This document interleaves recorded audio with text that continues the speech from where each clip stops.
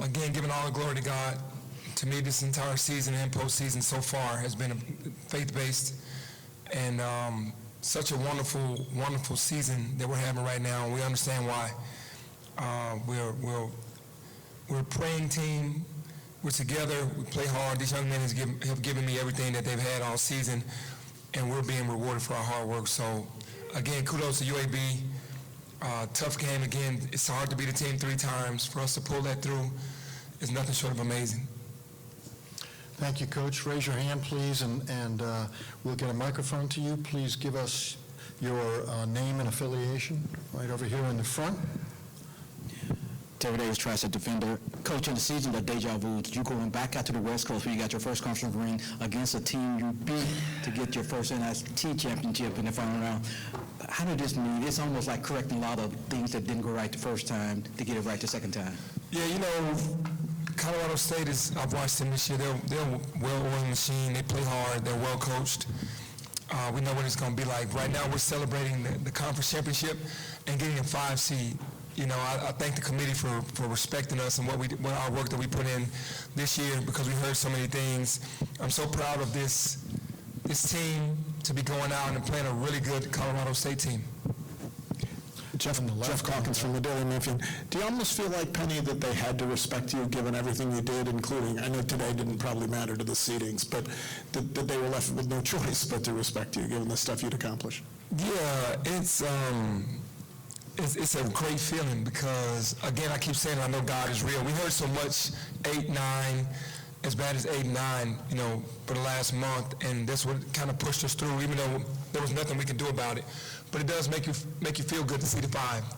You know, that's respecting us a lot, and we put the work in, though. We earned it, and very happy to see that. In the front right here on the left.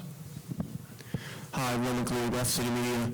Penny, I don't know if shocked or surprised is the way we're considering what you guys have done throughout the entire season, but were you caught a little bit off guard maybe by the 5 seed there? Yeah, considering all the talk that's been happening for the past month, as you just mentioned there? Yeah, a part of me, I would say yes because of the talk that happened, but at the end of the day, if they're going to go by resumes, we have one of the best resumes in the country.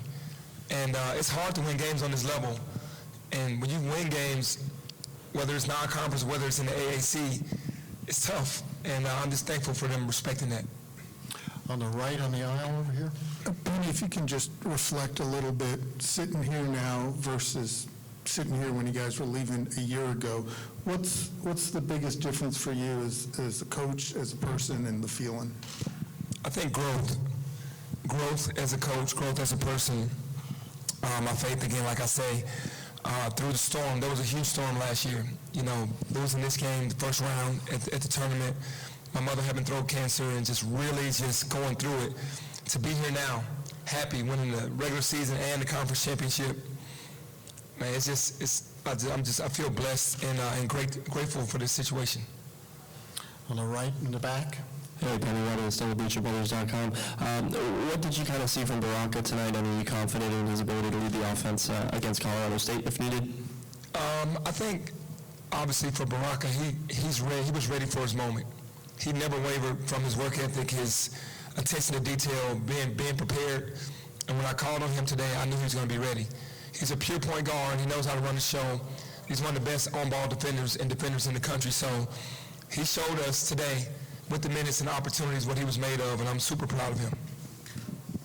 Dain, we were in the room with you guys when you found out you were going to be the 5 seed, but before that, I saw you kind of struggling a couple of times and kind of slouching whatever when, for example, Ole Miss got a 6 seed and other teams that you had maybe beaten or had better resumes but then or whatever, they came across the ticker, and you were maybe assuming you were going to get maybe shafted at one point in the road. So how satisfying was it for you to see Memphis come across the 5 seed line there after all that?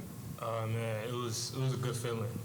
Just with all the talk about the seeds these past couple weeks, it was just a good feeling for us and the team to know that we in a good spot for the tournament.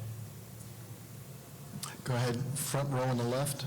Junior Bowen, Commercial Appeal. Penny, we saw Tyrese on the bench today. Coaching, he was up, like we saw him standing up doing that. What was that like, the kind of adjustment to have him in that role? Yeah, I mean, obviously it hurt me to see him go through that. We understand that injuries happen in sports, but he's a leader. and that's what you saw today. Even coming back out on the court in a boot, when we were in danger of losing that game yesterday, he came back out and used his voice with the guys and was still a leader. You know, we don't know what his future is going to hold for the rest of this year, but we do know he's with us 100%, and he has these guys back, and he can lead from the bench as well, and that's what he's been doing. In front right here. For PJ and Moussa, describe your emotions of going through this season, being a two-time champion for both PJ and Moussa. For me, I would say like it's a blessing for real, cause like after everything I've been through, going through a lot of colleges, and then come back to where I started, I already won NIT right here, but that was enough, and then come out and win twice. That's a blessing, so I'm really grateful for everything God gave. Yeah, I would say it's a blessing from God. We've been through a lot this whole year with each other, grinding it out, just been through a lot. And for us to come through and achieve what we always wanted to achieve back in the summer means a lot. Far right over here. Moussa, two things, if I could. The first one might be awkward because he's sitting right there, but you've played for him twice now. What's the biggest difference that you see in Penny now compared to first Penny? And then secondly, personal satisfaction for you to be able to have such a big part in this weekend. I mean, I would say the difference is like I was young, and then he was like letting certain things slide because I was young. But now, like I'm really adult, and then he hold me on a high standard, so I gotta match that. So I would say that's the difference. And then he really coaching everybody like the same, and then he give us like what's it called, an energy. So that's the difference. In the back on the right. My question is for PJ. You've been a part of a team where the city really isn't about that team. It's not the number one focus now. In Memphis, I think that Tigers team is like top in the city. Is there any pressure to that, or is it kind of support that you need from the cities like that?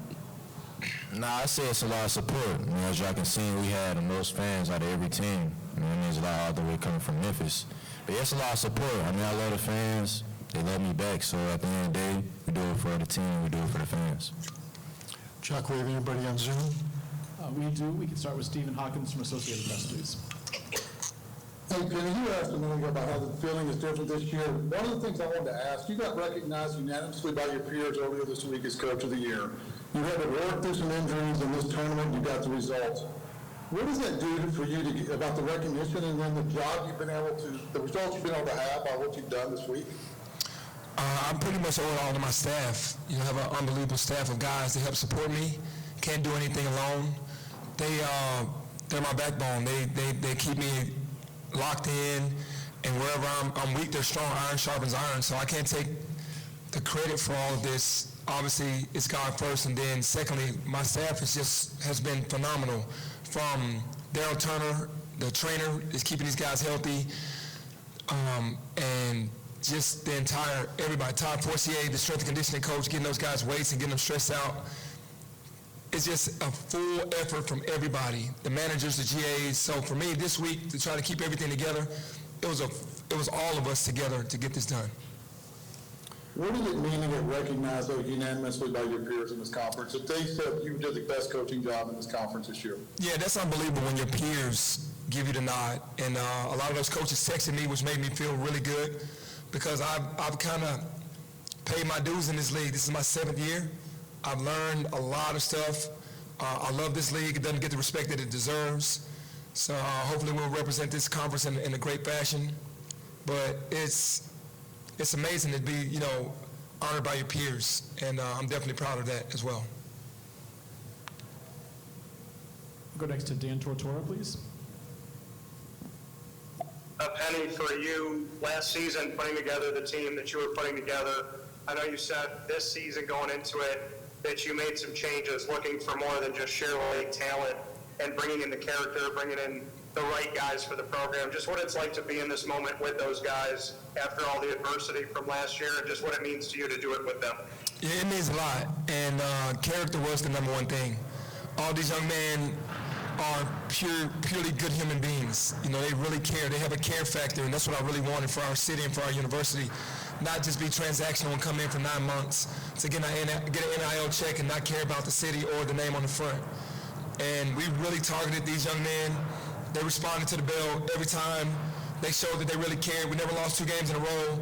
It was, right back to where we needed to be every time we lost. And the leadership on this podium is what really carried us through all season. And to the leadership at the podium right now, to each of the student athletes, what it's been like to be on this road together and to now know that you have a 5 seed and an opportunity to make sure that this season doesn't end for a while. How do y'all feel to know that y'all got the 5 seed? You got it. He wanted all y'all to answer. All right, Nah, I mean, being a 5 seed is amazing. I mean, I seen like a couple predictions they had us 8, 9, but for us to be 5, all the hard work you put in to get there, it means a lot. But yeah, but job not finished though. So Definitely a good feeling for sure. We can't take the season for granted at all. It's going to be a fight regardless. So we can't look at this game as just an easy game. Every game's going to be hard. So. I want you to answer, Joe. Like Dan said, like we don't take it for granted. Like it is a great feeling. For me, like this is my first year on the tournament, so I'm gonna give everything that I get because I'm not gonna take it for granted. So yeah, I'm really happy about it.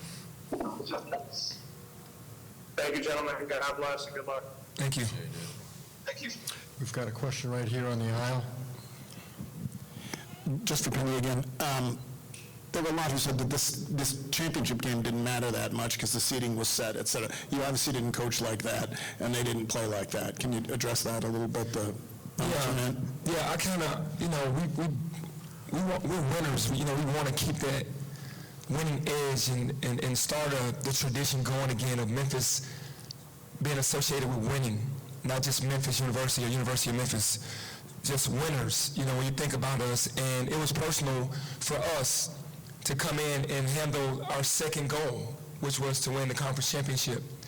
We don't want to leave anything on the table that we have an opportunity to win. We'll never, as long as I'm the coach here, we'll never look at a tournament as just something to do just to get to the next thing. It will always be the focus of understanding that you respect everything, but you go hard and you try to win everything. And that's what they gave me today. We wanted it for our city, for our university, and for ourselves. And it's a great feeling to have done so. In the back. Griffin Demeray, WMC. Dain, this one's for you. 3rd time playing the Axel, and it seemed in the second half you really had your way. Tell me about kind of that matchup, and a couple times you hit him with the little too small. Yeah, definitely a good matchup for sure. Like I said, the very first time, he's a good player. But I'm gonna give him all every single game. It's this whole tournament. It's not just about him. I'm gonna give him all every single game. So We have time for one more question up front here. Park about that for the David Mifflin. Penny, for you. What is it? What did it take for you to get the guys to believe? And you had 9 players available today. 2 of them, one was a true freshman, one was a walk-on. 4 months ago, they had played, I think, 90 combined minutes. If you believe, how do you get them to have that same belief? Again, it's faith-based, to be very honest with you. I know I keep saying that. We just understand that we're together, we're united, we are as one. And again, it speaks to the character of all the young men. They want to win. And even Jared and Dink, Demarion Yates, those guys, they want to stay ready to be available for us to win. And we were shorthanded today, but we never wavered or had a threat or felt like we couldn't win the game. We knew the next man up because 1 through 13, work is hard. They all work hard. It's not like we just favor PJ or Dain or Moussa. We're pushing Dink and we're pushing Jared, we're pushing PJ Carter, we're pushing all these guys because anything can happen in the game. So again, it just speaks to the character of these young men on how they really care about the city and how they care about one another. They're going to play hard no matter where we're playing. And how does, just to follow up, if you don't mind,